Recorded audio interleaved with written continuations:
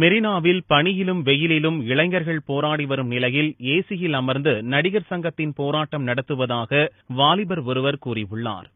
தென்னிந்திய நடிகர் சங்கத்தினர் வெள்ளியன்று டி நகரில் உள்ள நடிகர் சங்க வளாகத்தில் ஜல்லிக்கட்டுக்கு ஆதரவாக மௌன போராட்டம் நடத்தினர். அப்போது நடிகர் சங்க வளாகத்திற்கு ஆவேசமாக வந்த வாலிபர் ஒருவர் நடிகர்களை சரமாரியாக திட்டினார். இதுகுறித்து செய்தியாளர்களிடம் பேசிய அவர், மெரினாவில் இரவும் பகலும் பனியிலும் வெயிலிலும் இளைஞர்கள் போராடி வருகின்றனர்.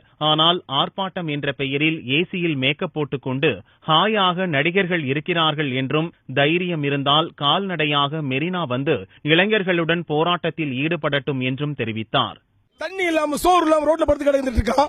இவங்க இங்க வந்து நைட்லாம் தூங்குவாங்களாம், காலை மேக்கப் போட்டு வந்து உட்காந்து வந்து உண்ணாவிரதம் வாங்கலாம். இது ஹைலைட் பண்ணுவானா, மக்கள் ரோட்ல போய் கிடக்கணுமா? எங்க ஒரு கூட்டு முயற்சியா செய்ய வேண்டிய இந்த விஷயத்த ஒரு திசை திருப்புற மாதிரி நடக்குது. இந்த விஷயம் எனக்கு ஒண்ணும் இல்ல, ரொம்ப சிம்பிள் தான் என்னோட கோரிக்கை. இங்க இருந்து எல்லா நடிகர்களும் நடிகர் சங்கத்துல இருந்து கிளம்பி மெரினா கடற்கரைக்கு நடந்தே வரணும். வெயில்ல வந்து அங்க மக்கள் வந்து இளைஞர்கள் எதிர்க்கிறாங்கன்னா, இந்த இளைஞரோட பணம் வாழ வச்சுச்சவங்கள, இந்த இளைஞர்களால போஸ்ட் ஓட்டினா இவதான பால் ஊத்துறான்.